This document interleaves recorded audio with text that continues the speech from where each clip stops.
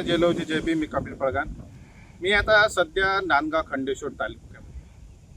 महाराष्ट्र सरकारने मातोश्री पांढरण रस्ते आता खूप मोठा गाजावाजा केला आणि पांढरण रस्ते करण्याला सुरुवात केली. पण झालं काय, महाराष्ट्र सरकारच्या त्या मधले आमदार पुणे बहिणीले येणे ठेके दिले, भाजपचे असो, शिवसेनेचे असो, राष्ट्रवादीचे असो, प्रत्येक म्हणजे सत्तेमधले असो विरोधामधले असो जवळच्या लोकांना यांना ठेके दिले.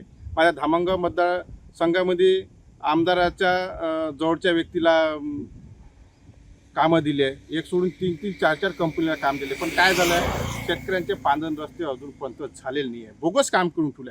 काही त्यांचे कामं रद्द झालेले आहे आणि काही जे काही व्हायचे ते पूर्ण अजूनपर्यंत केले नाही, बोगस काम केले. नांदगाव खंडेश्वरमध्ये भाजपच्या माजी जिल्हा परिषदच्या सदस्यापाशी कामं आहे, 20-30 कामं आहे.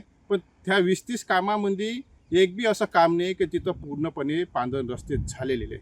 मी ह्या व्हिडिओच्या माध्यमातून महाराष्ट्राचे मुख्यमंत्री, पालकमंत्री, जिल्हाधिकारी आणि जिल्हा परिषदचे मुख्य कार्यकारी अधिकारी यांना जे पण सांगतो की जे यांनी कामं नाही केले त्या अधिकाऱ्यावर गुन्हे दाखल करा. कामं करून घेतले नाही त्या अधिकाऱ्यावर गुन्हा दाखल करा आणि ज्यांनी टेंडर घेतले पांढरण रस्त्याचे ज्या ठेकेदार त्यांच्यावरही गुन्हे दाखल करा. पावसाळा सुरू झाला आहे, आताच खूप परिस्थिती झाली, अजून थोडा पाऊस याचाच आहे एकदम भरपूर. पण जे पांढरण रस्ते जे काही दुर्दशा झालेली आहे, पूर्ण विकट झाला. शेतकऱ्यांना पांढरण शेतामध्ये जाण्यासाठी व्यवस्थित पांढरण रस्ते नाही आहे आणि अजूनपर्यंत पांढरण रस्ते झालेले नाही आहे.